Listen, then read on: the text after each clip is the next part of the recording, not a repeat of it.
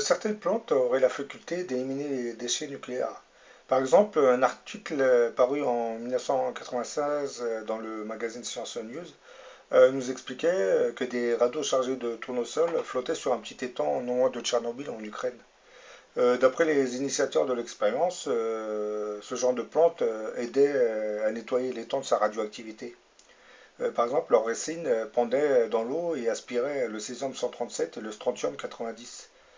L'autre plante qui avait été utilisée pour éliminer les radiations nucléaires à Tchernobyl, c'est le chanvre, plus connu par cannabis. Le chanvre, c'est une plante qui a la faculté d'absorber les radiations aussi. En 1998, par exemple, vous avez une société ukrainienne agricole qui a décidé de planter du chanvre industriel afin d'éliminer les contaminations des sols près de Tchernobyl. Bon, il existe une autre variété de légumes aux vertus anticancérigènes qui éliminera aussi les radiations, c'est les brocolis.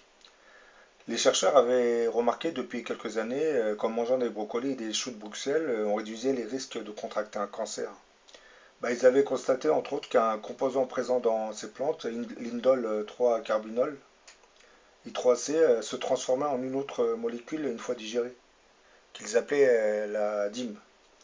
Bah, la dime, d'après ce qu'ils ont découvert, c'est une molécule qui alerterait les vaisseaux sanguins, irriguant les tumeurs et empêchant par la suite la prolifération des cellules cancéreuses.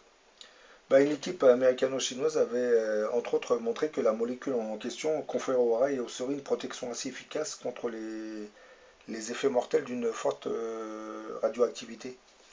Bah, pour valider leur découverte, les auteurs de cette recherche s'étaient lancés dans une expérience où ils ont exposé ces rongeurs à une dose de 13 grès, qui en temps normal aurait dû les tuer. Bah, 60% des rats à qui on avait injecté la fameuse molécule DIM quelques minutes après l'irradiation, étaient toujours vivants un mois après. Par contre, tous les rats du groupe témoin qui ont été irradiés mais qui n'avaient pas reçu la fameuse molécule sont morts dans les 8 jours qui ont suivi l'irradiation. Bah, par la suite, les chercheurs ont entre autres constaté que des doses plus faibles étaient moins efficaces et que plus la première injection était proche de l'irradiation et plus les rats avaient des chances de survivre. Depuis quelques années, on a remarqué que les plantes n'étaient pas les seules à pouvoir se protéger des radiations car il existe une bactérie adénoradiodurane qui résistera à des radiations mortelles pour l'homme. Découverte en 1956 dans des boîtes de conserve de bœuf irradiées par des rayons gamma, cette bactérie supporterait le froid, la sécheresse et les milieux acides. Dans une précédente vidéo, je vous avais parlé d'Albert Abrams, qui est le précurseur de la médecine dite électronique. D'après sa théorie, il nous disait qu'une cellule saine possède une fréquence vibratoire précise.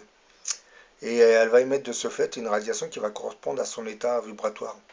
Par contre, si cette même cellule tombait malade, eh ben, sa fréquence vibratoire en serait modifiée. Donc elle émettrait une radiation qui va correspondre à la maladie.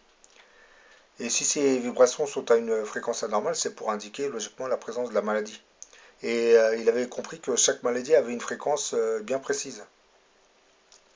Et sa théorie consistait à retrouver la fréquence de ces virus ou bactéries et ensuite de rebombarder la cellule avec ces mêmes fréquences afin de détruire le virus.